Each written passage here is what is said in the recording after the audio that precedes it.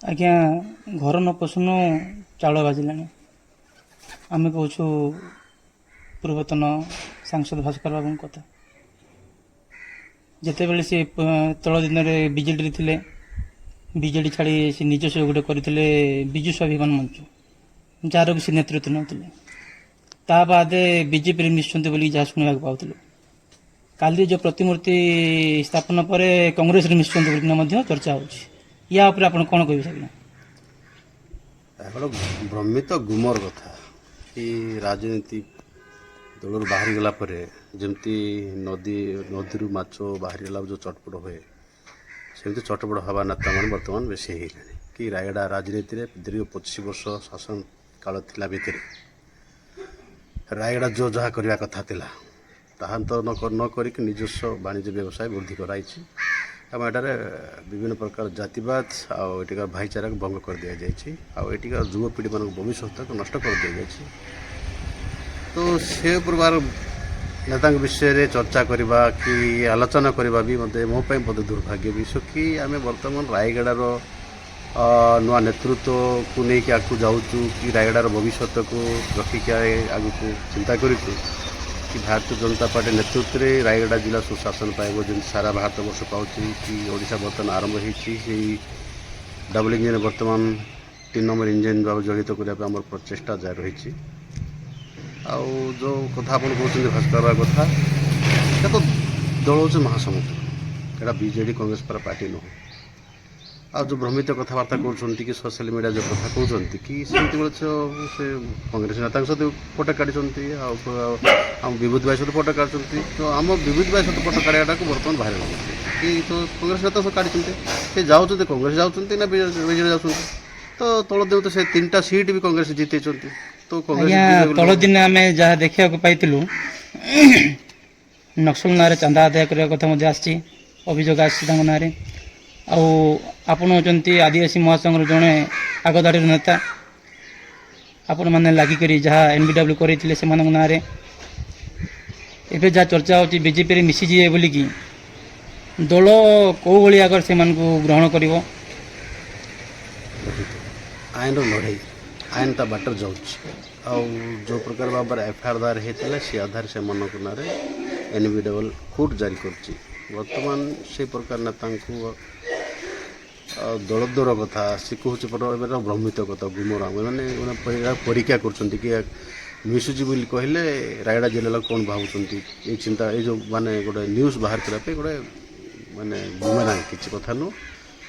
କ'ଣ ଅଛି ବହିସାର ସେ ରାଜନୈତିକ ଦଳ ଆସି କ'ଣ କରିବେ ସେମିତି କିଛି ଆମେ ନୁହଁ। ଯାହା ଶୁଣିବାକୁ ପାଉଥିଲୁ ଆଜ୍ଞା, ତଳ ଦିନରେ ଆପଣମାନେ ବିଜେପିକୁ ରାୟଗଡ଼ା ବିଜେପିରେ ଯାହା ତୃଣମୂଳ ସ୍ତରରେ ଆପଣମାନେ ସଂଗଠନ କରିକି ଯାହା ମଧ୍ୟ ଗୋଟେ ଲେଭେଲକୁ ଆଣିଛନ୍ତି, ଏବେ ବର୍ତ୍ତମାନ ରାଜ୍ୟରେ ବିଜେପି ସରକାର ତାଙ୍କ ନାଁରେ ଯାହା ମଧ୍ୟ ସଙ୍ଗୀନ ଅଭିଯୋଗ ଲାଗିଛି। ଏମିତି ନାହିଁ କି ଯେ ସେ ଏବେ ଯଦି ସରକାର ଦଳରେ ମିଶିଯିବେ ତାଙ୍କର ସବୁ ମାନେ ସଙ୍ଗୀନ ଦଫା ଯାହା ଲାଗିଛି ସେଟା ସଫା ରଫା କରିବା ପାଇଁ ସେଭଳି କିଛି ଅଛି କି? ନାଇଁ ଶୁଣନ୍ତୁ, କୋର୍ଟ ଥରେ NBW ହେଲା ପରେ ତାର ବିଚାର ପ୍ରକ୍ରିୟା ଅଛି।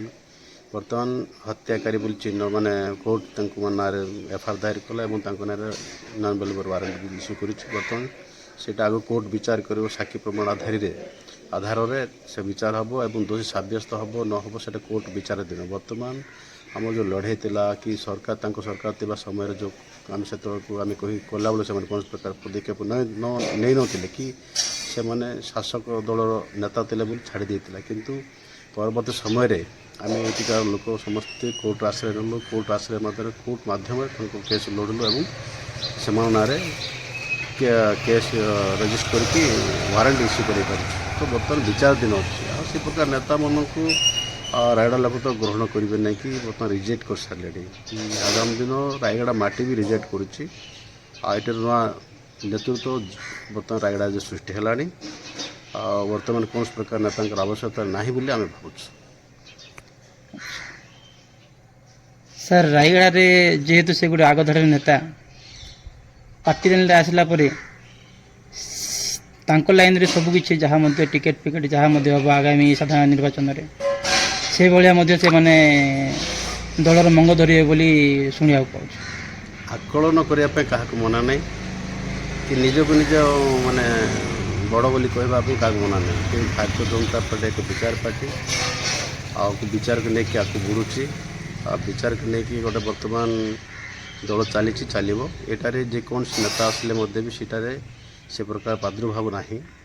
ଯେଉଁ ବିଚାର ଯାହା ପାଳନ କହିବ ତାହା ପାଳନ କରିବା ଆମ ସମସ୍ତଙ୍କ ଧର୍ମ। ଭାରତୀୟ ଜନତା ପାର୍ଟି ଗୋଟେ ସଂସ୍କାର ଦେଇଛି ଭାରତ ନିର୍ମାଣ କରିବା ପାଇଁ, ରାଷ୍ଟ୍ର ନିର୍ମାଣ କରିବା ପାଇଁ, ରାଷ୍ଟ୍ର ସୁରକ୍ଷା ପାଇଁ।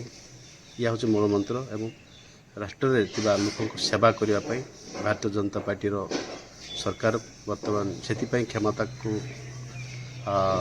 ରଖୁଛି ଏବଂ ସେ କ୍ଷମତା ବଳରେ ଲୋକଙ୍କୁ ସୁଶାସନ ଯୋଗାଇବା ମୂଳ ମନ୍ତ୍ର। ଆଉ ଏ ପରିପ୍ରେକ୍ଷୀରେ କେବଳ ନିଜର ବାଣିଜ୍ୟ ବ୍ୟବସାୟ ସୁରକ୍ଷା ପାଇଁ ଯାଉଛନ୍ତି ବୋଲେ ଅତ୍ୟୁକ୍ତ ହେବ ନାହିଁ। ଯଦି ବି ଯାଆନ୍ତି କି ତା ବୋଲି ଦଳ ଗ୍ରହଣ କଲା ପରେ ଆମେ ବି ଆମର ଅଧିକାର ନାହିଁ କି ଯେ କାହିଁ ଗ୍ରହଣ କଲା କହିବାର ଅଧିକାର ଆମ ବି ନାହିଁ। ଯଦି ବି ଗ୍ରହଣ କରାଯିବ ତାହେଲେ କ'ଣ ଭାବିକି ଦଳ ଗ୍ରହଣ କରୁଥିବ, କିନ୍ତୁ ସେ ବିଷୟରେ ଆମର ଯେହେତୁ ଆମ ପାଖରେ ସୂଚନା ନାହିଁ ସେ ବିଷୟରେ କଥାବାର୍ତ୍ତା ହେବା ବି ଆଉ ସେମିତି ଚର୍ଚ୍ଚା କରିବା ଭୁଲ ହେବ।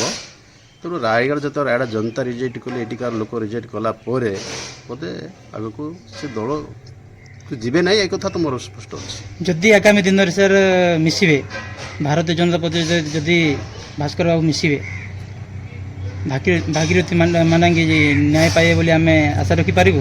ଆପଣ ଯେହେତୁ ରାଜ୍ୟରେ ଆଦିବାସୀ ମୁଖ୍ୟମନ୍ତ୍ରୀ, ଡବଲ ଇଞ୍ଜିନ ସରକାର, ଆପଣଙ୍କର ସରକାର ରହିଛି, କ'ଣ କହିପାରିବେ ଆପଣଙ୍କର ମତାମତ କ'ଣ? ଭାରତୀୟ ଜନତା ପାର୍ଟି ସରକାର ଆସିଲା ପରେ ଏମିତି ଦାବି ଜାରି ହେଲା। ଭାରତୀୟ ଜନତା ପାର୍ଟି ସରକାର ଆସିଲା ପରେ, ମୋହନମଦ ସରକାର ଆସିଲା ପରେ କୋର୍ଟର ସହାୟତାରେ ଏବଂ ବର୍ତ୍ତମାନ ତାଙ୍କ ନାଁରେ କେସ୍ ରେଜିଷ୍ଟର ହେଇକି ୱାରେଣ୍ଟ ଇସ୍ୟୁ ହେଇପାରିଲା। ତ ବିଶ୍ୱାସ ଅଛି ନିଶ୍ଚିତ ରୂପେ ସେ କେସ୍ରେ ପ୍ରକୃତ ଦୋଷୀ କିଏ କୋର୍ଟ ବିଚାର କରିବ। କୋର୍ଟ ବିଚାର ହେଉଛି ସର୍ବଶେଷ ନିଷ୍ପତ୍ତି କି ତାକୁ ମାନିବା। ଆମର ଲଢ଼େଇରେ ଆମେ ଜିତିଛୁ, ତାଙ୍କ ମାନଙ୍କ ନାଁରେ କେସ୍ ଦାୟର କରିକି ସେମାନଙ୍କ ନାଁରେ କେସ୍ରେ ମାନେ ରେଜିଷ୍ଟର କରି ୱାରେଣ୍ଟ କରିପାରୁଛି। ଏହା ହିଁ ସତ୍ୟ। ସମସ୍ତେ ସାରା ଜିଲ୍ଲା ଦେଖିଛି, ସାରା ଓଡ଼ିଶା ଦେଖିଛି। ତ ସେ ପରିପ୍ରେକ୍ଷୀରେ ଯେଉଁ ଗୁମରାମ ହେଉଛି ମାନେ ମୁଁ ତ କହିବି ଏଇଟା ଗୋଟେ କେବଳ ବୃଥା, ଆଉ କେବଳ ଗୋଟେ ନିଜକୁ ହାଇଲାଇଟ୍ କରିବା। ଆଉ ବାଟ କିଛି 25 ବର୍ଷ ଶାସନରେ କିଛି ହେଇନି, ଆଗ କ'ଣ ହେବ? ଧନ୍ୟବାଦ।